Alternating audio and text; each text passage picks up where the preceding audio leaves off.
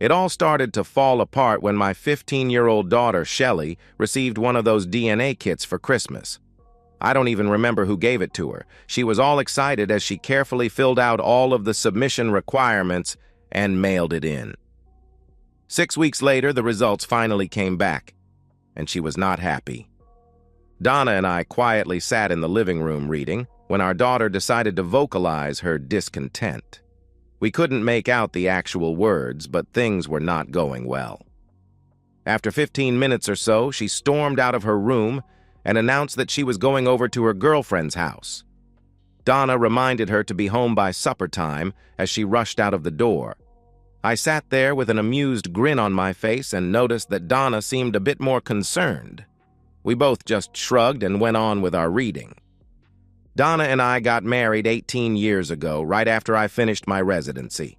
After 5 years, I was considered the leading gallbladder surgeon in the Tri-County area. I had all the work I could handle, and life was good. And then it all went to hell.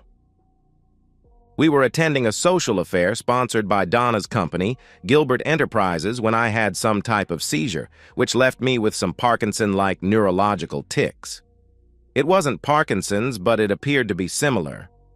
I had a constant tic in my right eye, and my lower right arm would twitch sporadically at inopportune moments. They never did figure out exactly what it was, and for some reason, I was so glad that I was just still functional at all that I didn't pursue it any further. My days as a surgeon were over, however, so I found a new position as a radiologist. 9 months later, Shelley was born. Things seemed to move along as well as could be expected. I was not happy with my new affliction, but I was still fully functioning in most areas. I did very well in my new medical position, and the compensation was still quite adequate. My home life and my intimate life did not suffer. In fact, Donna seemed to be a bit more accommodating. She turned into a sort of Stepford wife. I figured that she felt a bit guilty because I had my seizure while we were at one of her company functions. In any event, I was enjoying her extra attention, so I didn't complain. I truly loved the woman. We lived that way for 15 years. Donna?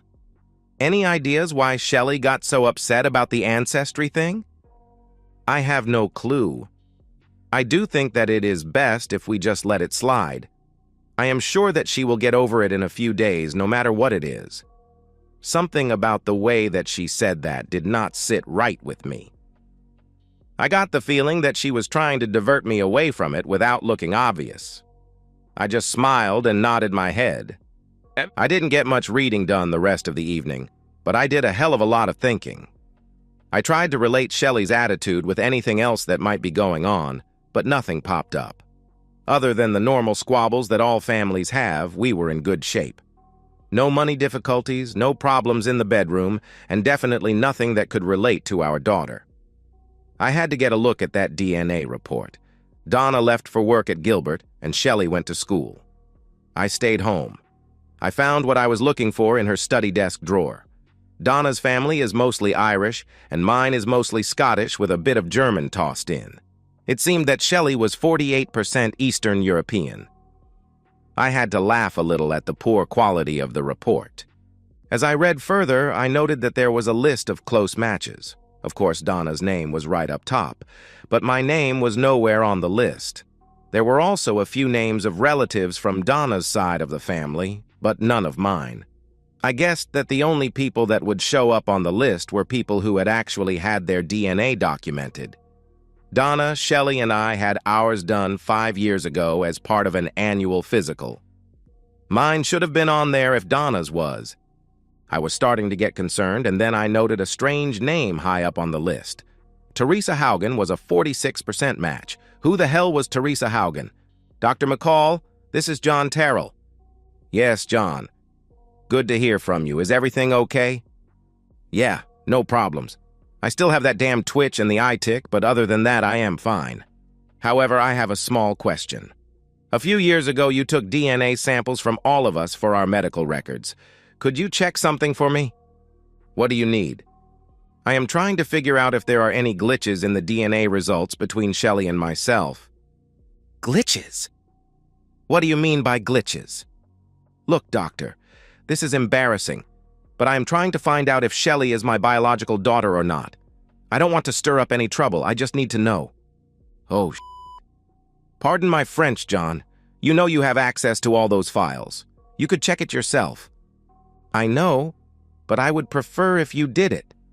Let me pull up the files and I will get back to you, okay? Give me an hour.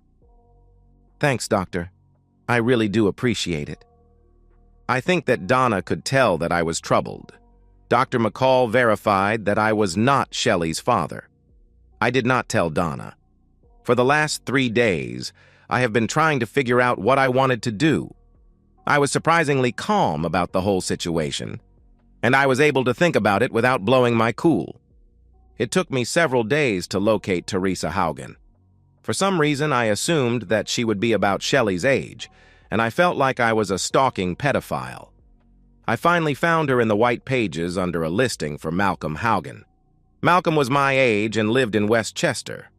I assumed that she was his daughter. Malcolm agreed to meet me Saturday morning at a Denny's in Exton. I'm not sure that he knew who I was, but I detected a bit of apprehension in his voice. He was early. I was on time. We exchanged formalities. Malcolm, I don't remember ever meeting you before. Have you ever lived in Reading? That brought a slight grimace to his face. He squirmed in his chair a bit as if trying to get comfortable. I worked for Gilbert Enterprises about 15 years ago or so. I believe we met at one of the company functions back then. I left Reading right after that. He seemed relieved to have said it, but still a bit uncomfortable. I take it that you knew my wife, Donna?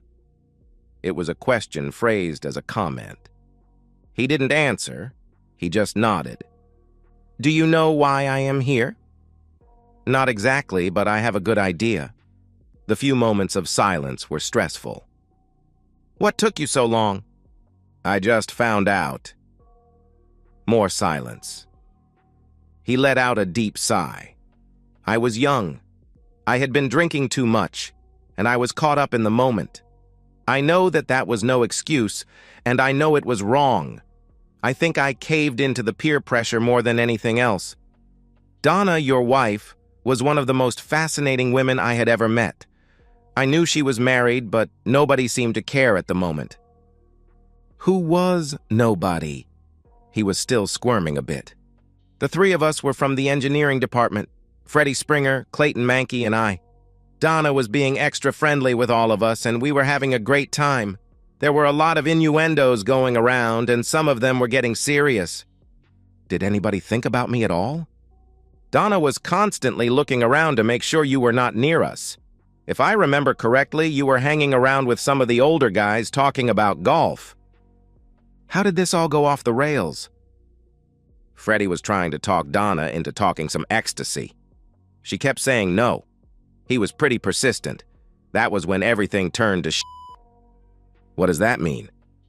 We were all drunk and we were all horny, including Donna. Freddie asked her one more time and she sighed and said, "Don't drug me, you idiots. Go drug my husband." After another long pause, I looked at him. Say that again. She said, "Don't drug me, you idiots. Go drug my husband." That simple phrase has haunted me for the last 15 years or so. It was so cold and so calculating that I couldn't believe it. What happened next? I asked. A few minutes later, Freddie took you a drink. You fell asleep on one of the lounge chairs and we all went upstairs. It was when we came downstairs an hour later that we found out what happened to you. What do you mean? I asked. It seemed that you had a bad reaction to the drug Freddie gave you and they had to rush you to the hospital. Donna didn't even know about it until after you were gone. I didn't say anything. First thing Monday morning, I quit Gilbert's and moved back home to Westchester. I got a new job, got married, and now have 3 kids. I have never been back to Reading. I never saw Donna again. I have always regretted what happened, and I am truly sorrowful. I don't know what else I can say or do. I had the waitress bring us a full pot of coffee. Malcolm, have you ever had one of those ancestry tests done? No, but my daughter Teresa did a few years ago. Anybody else in the family? No, just her. She got it as a present. Why do you ask? Your daughter Teresa and my daughter Shelley are half-sisters. I watched as Malcolm sat still, not breathing. He finally blinked his eyes and let out a big sigh. I watched him for a few moments until he got some tears in his eyes. His head was slowly shaking from side to side. Are you okay? No, I'm not. The worst night of my life just got worse. I can't believe this is happening. This is going to ruin me and my family.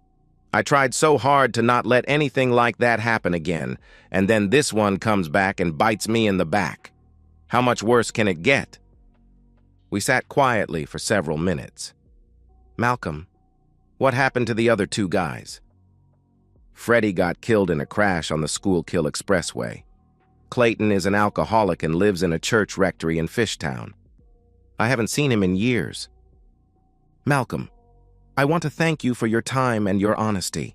I am not looking for anything else, and I have no desire whatsoever for revenge or retribution. You can relax. I won't be coming after you or exposing you. That is good to hear. But there is another problem here. What about or should I say, my daughter? What if she figures things out and wants to have contact with me? What am I supposed to do? I don't want to hurt or embarrass anybody. Any suggestions? I'll help you any way that I can. I won't initiate anything, but if it comes up, I will be on your side whatever happens. I am not a vindictive man. I am not happy with what happened, but I am not going to ruin my life dwelling on it. Just in case, you might want to prepare your wife so that you don't get caught flat-footed. My everyday life became miserable. Every time my arm twitched or my eye blinked, I was reminded of my wife's treachery. Every time she was overly nice or accommodating, I cringed. Like Malcolm, she carried the guilt with her for 15 years. For all those 15 years, I loved her because of what I perceived to be her devotion. Now I know that it was not devotion, but guilt. I felt that I could forgive Malcolm, but not Donna. My love for my wife was dying little by little every day.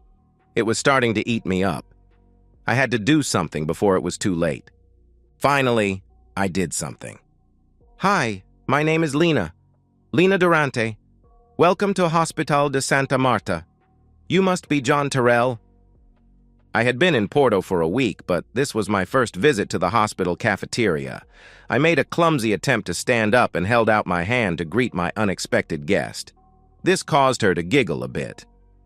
May I join you? I just nodded as she sat. She wasn't what I would call beautiful, but she was damn attractive for a middle-aged woman. So you are the new reader? Glad to see you as part of the team. Have you gotten settled in? She was obviously a local, but spoke perfect English, as did most of the staff. Yes, everything is coming along fine. I got a furnished condo within walking distance of the hospital. All I have to do now is find a few good places to eat close by. Oh, good. I can help you with that. I am an expert at finding places to eat. She did a great job of breaking the ice. What department do you work in, Lina? I am a neurosurgeon. I am sure that we will be working together regularly. I understand that you have much experience. Pretty much across the board. I will be reading all the X-rays, CT scans, MRIs, mammograms, and ultrasounds, as well as tea leaves on occasion. That got me a small laugh. Have you always done that? No. I am sure that you have noticed my eye tick and the twitch in my right hand. Before my affliction, I did laparoscopic gallbladder surgery. Switching over to radiology allowed me to continue working. I feel that I am still able to contribute. What exactly was the affliction? You know, I never really did find out. There was a lot of discussion and a lot of conjecture, but never anything definite. I felt that everybody was being evasive. I tried pinning it down a few times and got frustrated, so I just quit. Enough chit-chat. I have to get back to work. I get off at 6. I'll pick you up here and we will explore your first dining experience. You're working straight days, right? I smiled and nodded. Lina Durante was unmarried. I didn't ask why or explore the subject further. After a month, I was comfortable enough with her to explain my marital status. The fact that I was still married did not seem to bother her. 2 weeks later, she started staying overnight at my condo. Life was good. I had no contact with my wife or my daughter. My relationship with Donna got cooler and cooler before I left, although she kept trying to keep it together. The problem was all on my side. She tried to get me to explain what was wrong, and I never did. Shelley became completely withdrawn. I tried to keep that relationship going, but she killed it. It got to the point where we barely talked at all. She never explained what her displeasure with me was. I didn't ask, but I think it was pretty obvious that it was connected to that damn DNA test. I didn't tell Donna that I was leaving. I simply left her a power of attorney to sell the house and took half of our savings. She had a good job and would have no problem supporting herself and Shelley. I am sure that she would end up selling the house. I also left my wedding ring. Let her figure it out. Donna never tried to find me or contact me. If she did know where I was not aware of it. John, I set aside a time slot to see you at 9 a.m. Friday in my clinic. It's a routine thing, so don't get too excited about it. Lena was trying to be casual. That doesn't make sense, and you know it. What is going on? It's the AITA thing, John. I just want to check it out a bit.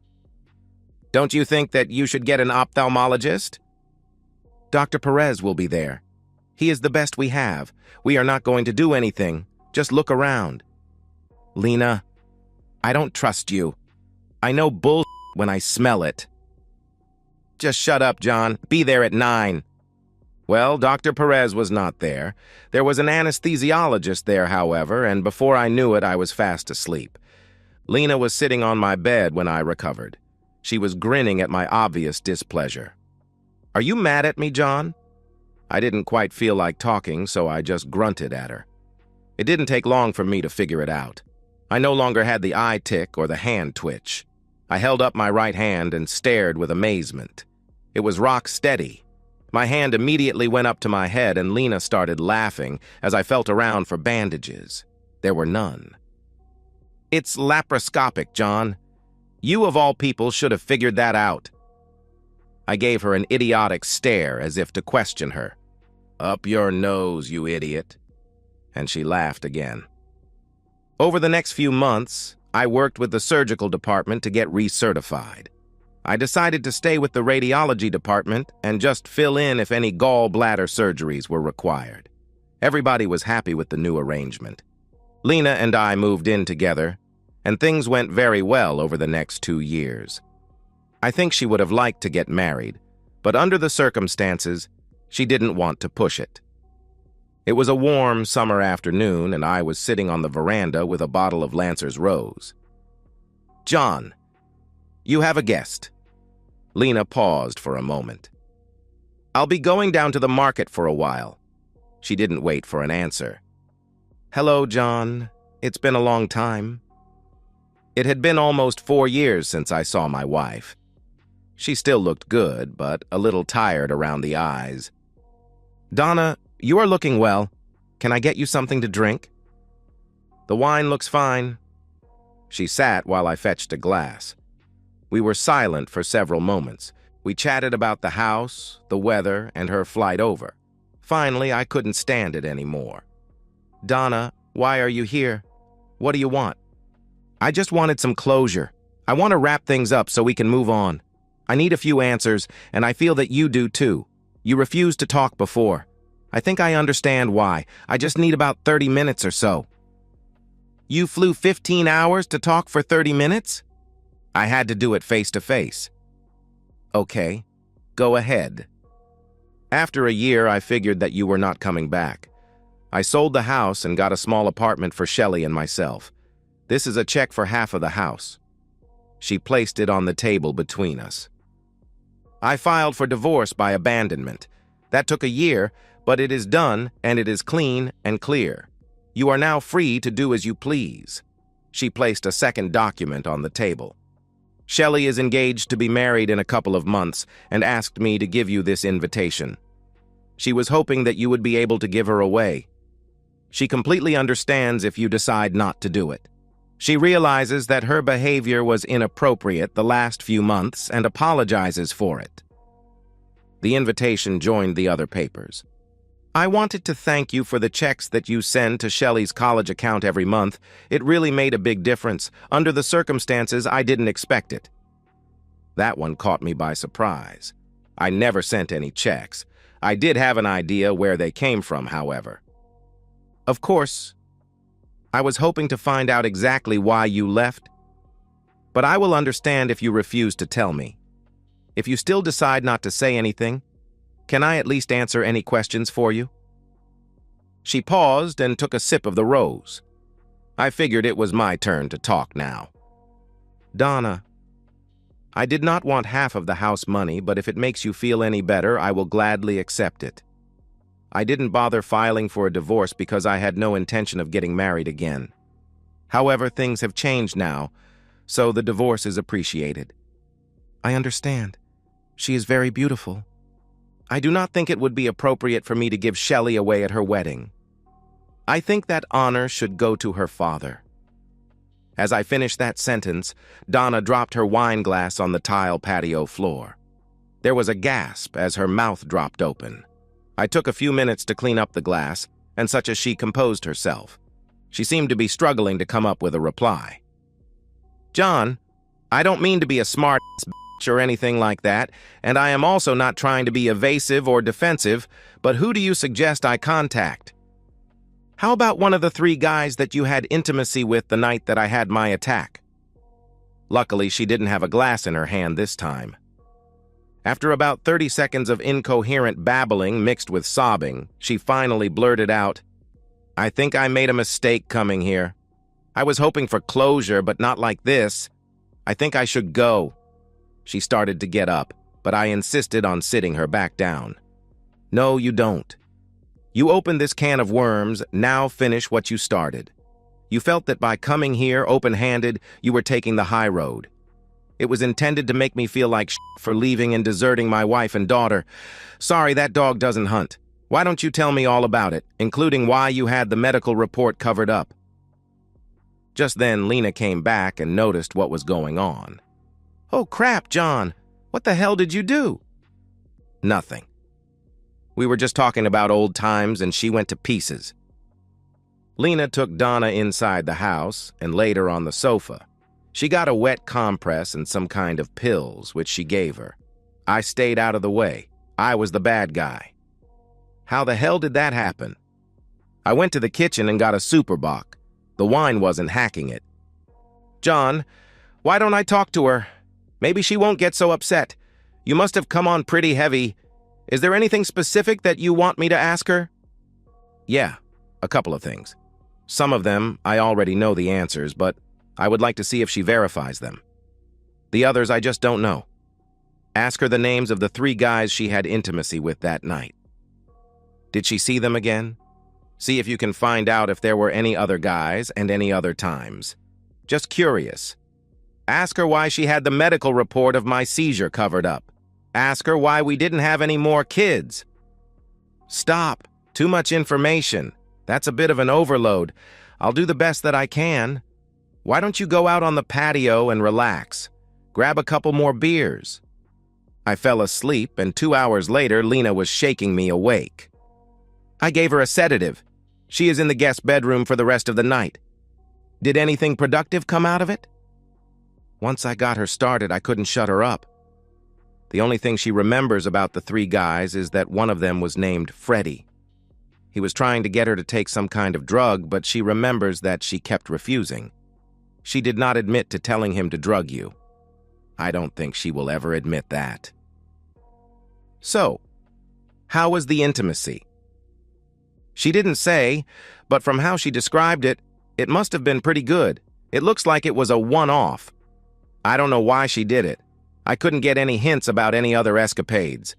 She never saw or heard from the guys again. She suspected that one of them was Shelley's father, but she never looked into it any further. She was afraid when Shelley got the DNA test kit at Christmas, but didn't know how to handle it. She assumed that you figured it out, and that is why you left. Wow, good recap. That covers a lot of it. She also asked why you no longer had the eye tick or the twitch. I explained to her that it was an easy fix and should have been done years ago, except the diagnosis had been covered up for some reason. That triggered another sobbing episode, so I just left her alone. She should sleep until morning. It is hard to believe, but I used to love that woman. I always thought that love like that lived forever. But that is not true. I struggled for 15 years that I shouldn't have. All the attention and love that she shared with me over the years was just a way to cover up for her treachery. It wasn't love. John, you sound bitter. Lena, I have to leave for a few days. When Donna wakes up in the morning, can you see to it that she gets to the airport? Tell her that I will not attend Shelley's wedding. Also let her know that the checks that she got came from Shelley's father, not me. Where will you go? I don't know.